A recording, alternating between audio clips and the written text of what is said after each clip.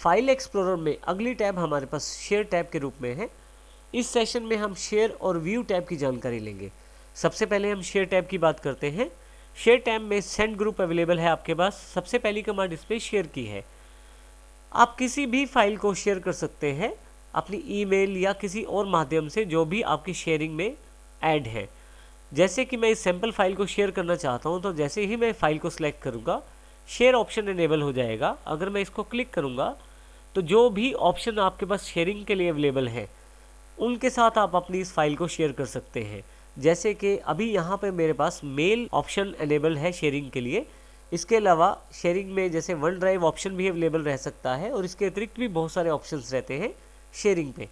तो जैसे ही मेल पे सिलेक्ट करूँगा और यदि मेल ऐप को मैंने अपने कंप्यूटर में सेटअप कर रखा है तो आसानी से इसको मैं शेयर कर सकता हूँ। मैं यहाँ से अभी बैक आके वापस आ जाता हूँ। आप डायरेक्टली यहाँ से ईमेल कर सकते हैं, सेम बॉक्स खुलेगा और यदि आपके पास पहले से सेटअप है तो आप आसानी से कर सकते हैं। आप किसी भी फाइल और फोल्डर को जिप भी कर सकते हैं आसानी से विंडोज़ 10 में, और फाइल एक्सप्लोरर के द्वारा आसानी से आप इसे कर सकते हैं। इसके लिए आपको केवल उस फाइल को या फोल्डर को सिलेक्ट करना है, जिप पे क्लिक करना है। आपके पास यहाँ एक नया फोल्डर अवेलेबल हो गया है जिस पे जिपर का साइन है, और इसका अर्थ है कि आपका ये जो फाइल है वो इस फोल्डर के अंदर जिप हो चुका है। आपके पास जिप करने का एक फ़ायदा ये भी रहता है कि जिप करने से फाइल का साइज़ कुछ हद तक कम हो जाता है। मेल करते हुए सारी फाइलें एक बंधे हुए फोल्डर में जाते हैं, तो जिप करने के हमें काफ़ी सारे बेनिफिट रहते हैं। और इस फाइल को यदि आप कहीं खोलना चाहें तो वो भी आसान है। जैसे मैं इसको यहाँ से कॉपी कर लेता हूँ, डेस्कटॉप पे लाकर इसे पेस्ट कर देता हूँ। अब यहाँ पे यदि मैं इसको अनजिप करना चाहता हूँ तो राइट क्लिक करके एक्सट्रैक्ट ऑल करूँगा। एक छोटे से विजार्ड को मुझे एक्सट्रैक्ट करना है। आप देखेंगे कि यहाँ सैम्पल नाम से एक फ़ोल्डर आ गया है। मैं इसे क्लोज कर देता हूँ। सैम्पल नाम से एक फ़ोल्डर आ गया है। यदि मैं डबल क्लिक करके खोलूँ तो वो फाइल मेरे पास अवेलेबल हो जाएगी। तो इस प्रकार मैं जिप और अनजिप दोनों बड़ी आसानी से कर सकता हूँ फाइल एक्सप्लोरर का प्रयोग करते समय। मैं यहाँ से फिर से वापस आ जाता हूँ फाइल एक्सप्लोरर पे। अपनी किसी भी फाइल को मैं आसानी से फैक्स या प्रिंट भी कर सकता हूँ, प्रिंट या फैक्स की सहायता से। और डीवीडी पे डालने के लिए मुझे बर्न टू डिस्क का प्रयोग करना है। बर्न टू डिस्क की जानकारी हम आने वाले सेशन में लेंगे। इसके अतिरिक्त आप यहाँ किसी फाइल या फोल्डर को सिलेक्ट कर लें तो आप यहाँ पे शेयरिंग स्टॉप भी कर सकते हैं।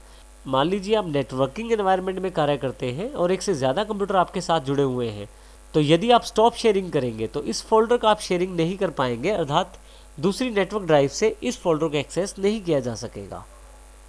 इसके अतिरिक्त आप एडवांस सिक्योरिटी के अंतर्गत अपनी सेटिंग्स के अनुसार इस फोल्डर की सेटिंग्स कर सकते हैं, जिससे कि कोई भी यूज़र इसको एक्सेस कर पाए तो कितनी परमिशंस के साथ। तो इस प्रकार हमारे पास शेयरिंग के द्वारा हम सेटिंग्स कर सकते हैं फाइल एक्सप्लोरर में। अगली टैब हमारे पास व्यू टैब के रूप में अवेलेबल है फाइल एक्सप्लोरर में। यहाँ पे मैंने कुछ पिक्चर्स को पेस्ट कर दिया है ताकि कुछ चीज़ों की जानकारी हमें आसानी से यहाँ से मिल सके। सबसे पहले यदि आप लेफ़्ट साइड पे देखें तो सबसे पहला जो ग्रुप है वो पेन्स के रूप में है। नेविगेशन पेन जो आपके लेफ़्ट साइड पे दिखाया जा रहा है ये नेविगेशन पेन है। यदि मैं इसको क्लिक करके देखूँ तो काफ़ी सारी ऑप्शंस हैं। यदि मैं नेविगेशन पेन को ऑफ कर दूं तो यहाँ से ये पेन हट जाएगा। आप डायरेक्टली डबल क्लिक करके किसी भी फोल्डर या फाइल को एक्सेस कर सकते हैं। दोबारा क्लिक करने पर नेविगेशन पेन चेक करने पर फिर से ये नेविगेशन पेन अवेलेबल हो जाएगा। नेविगेशन पेन का आप साइज़ बड़ा और छोटा कर सकते हैं अपनी आवश्यकता अनुसार। इसके लिए माउस यहाँ बॉर्डर के बीच में रखें, लेफ़्ट या राइट साइड की तरफ मूव करें तो आपके पास नेविगेशन पेन का एरिया बढ़ जाएगा। इसके अतिरिक्त आप यहाँ से प्रीव्यू पेन को ऑन कर सकते हैं। प्रीव्यू पेन पे क्लिक करते ही यहाँ पे राइट हैंड साइड पे एक बॉक्स अवेलेबल हो गया है। हालांकि अभी मैंने किसी फाइल को सिलेक्ट नहीं किया है, इसलिए कोई भी प्रीव्यू अवेलेबल नहीं है। जैसे ही यहाँ मैं किसी फाइल को क्लिक करता हूँ उसका प्रीव्यू मुझे यहाँ मिलना शुरू हो जाता है। डिटेल्स पेन पे क्लिक करते ही मुझे उस पर्टिकुलर फाइल की पूरी डिटेल्स अवेलेबल हो जाती है। जैसे जो पिक्चर मैंने क्लिक किया है उसका type of file PNG file है, कौन सी डेट पे ये खींचा गया, डायमेंशंस क्या है, साइज़ क्या है, और इस तरह की काफ़ी सारी छोटी छोटी जानकारी आपको मिलती है। आप डिटेल्स पेन और प्रीव्यू पेन को जहाँ से क्लिक करके इनेबल करते हैं वहीं से आप इनको डिसेबल कर सकते हैं, अर्थात यहीं से आप इनको हटा भी सकते हैं। नेक्स्ट ग्रुप जो अवेलेबल है वो लेआउट के रूप में है। आपके पास जो आइकॉन्स या लिस्ट दिखाई जा रही है नीचे फाइल्स या फोल्डर्स की, उनकी आइकॉन सेटिंग कर सकते हैं आप यहाँ से। जैसे एक्स्ट्रा लार्ज आइकॉन क्लिक करने पर आपके पास पहले से ही बड़े बड़े आइकॉन देने शुरू हो गया है आपके पास फाइल एक्सप्लोरर। इसका अर्थ यह है कि अब आपको शायद प्रीव्यू पेन और डिटेल्स पेन की आवश्यकता नहीं है। कुछ हद तक आपको जानकारी एक्स्ट्रा लार्ज आइकॉन ही अवेलेबल करवा देते हैं कि पिक्चर में क्या है और किस प्रकार की ये पिक्चर है।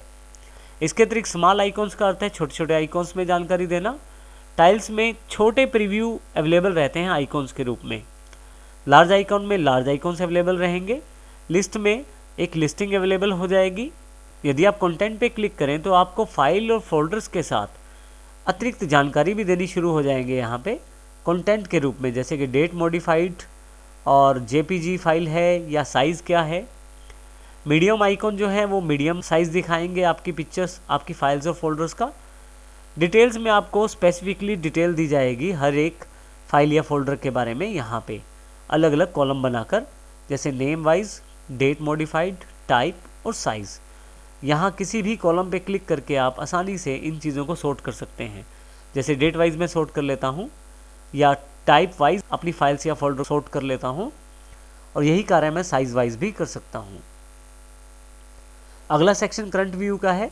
जैसा कि मैंने बताया, आप सॉर्टिंग यहाँ से भी कर सकते हैं और सॉर्ट बाय इस कमांड का प्रयोग भी कर सकते हैं। जैसे नेम वाइज सॉर्ट चाहता हूँ तो नेम पे क्लिक कर देता हूँ, नेम वाइज सॉर्टिंग हो जाएगी, यानी कि ए से लेकर जेड की तरफ। और दोबारा क्लिक करें तो यहाँ पे और भी काफ़ी सारे ऑप्शन हैं जिनका आप प्रयोग कर सकते हैं। नीचे असेंडिंग और डिसेंडिंग ऑर्डर भी आप चूज़ कर सकते हैं। जैसे मैं डिसेंडिंग चुन लूँ तो देखिए जेड से ए की ओर आपकी सॉर्टिंग हो जाएगी। जैसे यहाँ एस अल्फ़ाबेट की तरफ से फाइलें पहले हैं और डी वाली बाद में हैं। मैं असेंडिंग में फिर से वापस ले आता हूँ। कई बार आपकी फ़ाइलें अलग अलग टाइप की रहती हैं और आप उनको इकट्ठा करके देखना चाहते हैं। जैसे आप चाहते हैं कि सारी पिक्चर्स की फाइल्स अलग हो, सारी म्यूज़िक की फाइल्स अलग हो, सारी वीडियो या ऑडियो की फाइल्स अलग हो। उसके लिए आप ग्रुप बाय कमांड का प्रयोग कर सकते हैं। ग्रुप बाय में काफ़ी सारे टाइप्स यहाँ दिए हुए हैं। नेम वाइज यदि आप ग्रुप करते हैं तो नाम के अनुसार ग्रुप अलग अलग हो जाएंगे। जैसे ए से एच वाली फाइलें यहाँ, आई से पी वाली यहाँ और क्यू से जेड वाली यहाँ पे। इसी तरह से यदि मैं इसको टाइप के अनुसार ग्रुप कर देता हूँ तो आप देखेंगे कि टाइप वाइज से सारी सॉर्टिंग हो गई है। जैसे RTF अर्थात टेक्स्ट वाली फाइलें यहाँ पे, PNG फाइल्स यहाँ पे, JPGs यहाँ पे, फोल्डर्स अलग कर दिए गए हैं और जिप फोल्डर बिल्कुल अलग कर दिया गया है। यदि मैं ग्रुपिंग ऑफ करना चाहता हूँ तो नन ऑप्शन पे सिलेक्ट कर लूँगा। इसी तरह से मैं कॉलम ऐड भी कर सकता हूँ। जो कॉलम आपके पास दिखाए जा रहे हैं उसमें कुछ कॉलम ऐड भी किए जा सकते हैं, जैसे टाइटल के रूप में। तो यहाँ टाइटल ग्रुप में एक कॉलम अलग से ऐड हो गया है। आप चाहें तो चूज़ कॉलम में से दिए गए काफ़ी सारे कॉलम्स में से भी कुछ कॉलम चूज़ कर सकते हैं। जैसे कि यहाँ पे मैं डेट क्लिक कर लेता हूँ और ओके कर देता हूँ, तो आप यहाँ देखेंगे कि डेट, क्रिएटेड डेट भी अवेलेबल हो गई है। यहाँ पे size all columns to fit वाला ऑप्शन अवेलेबल है। आप देखेंगे कि यहाँ पे थोड़ा सा स्पेस एक्स्ट्रा है नेम और डेट मॉडिफाइड कॉलम के बीच में। मैं जैसे ही size all columns to fit कर देता हूँ तो देखेंगे आपकी स्क्रीन पे सारी इन्फॉर्मेशन आसानी से आ रही है। अब नेक्स्ट ग्रुप जो हमारे पास अवेलेबल है वो है शो और हाइड के रूप में। यदि आप यहाँ ध्यान दें तो आपके पास काफ़ी सारे फाइल्स और फोल्डर्स हैं। यदि आप चाहते हैं कुछ फाइल्स या फोल्डर को सिलेक्ट करना और बाकी को छोड़ना तो आप आइटम चेक बॉक्सेस का प्रयोग कर सकते हैं। जैसे ही मैं क्लिक करता हूँ, यहाँ आप जिस फाइल या फोल्डर के आगे माउस लेके जाएंगे उसके पास छोटा सा एक चेक बॉक्स दिखाई देगा। यदि मैं क्लिक करना चाहूँ तो आसानी से क्लिक कर सकता हूँ। इस प्रकार से मेरी 3 आइटम्स यहाँ सेलेक्ट हो गई हैं। सबको इकट्ठा सेलेक्ट करना हो तो नेम के साथ में ऊपर की तरफ एक चेक बॉक्स अवेलेबल है। क्लिक करते ही सारे सिलेक्शन में आ गए हैं और यदि मैं दोबारा अनचेक करूं तो फिर से सारे सिलेक्शन हट गई हैं। यहाँ से यदि मैं आइटम चेक बॉक्सेस को अनचेक कर दूं तो ये सेटिंग ऑफ हो जाएगी। फाइल नेम एक्सटेंशन भी मैं यहाँ क्लिक कर सकता हूँ। फाइल नेम एक्सटेंशन पे क्लिक करते ही आपके पास हर फाइल के पीछे उसकी एक्सटेंशन भी दिखाई जाएगी।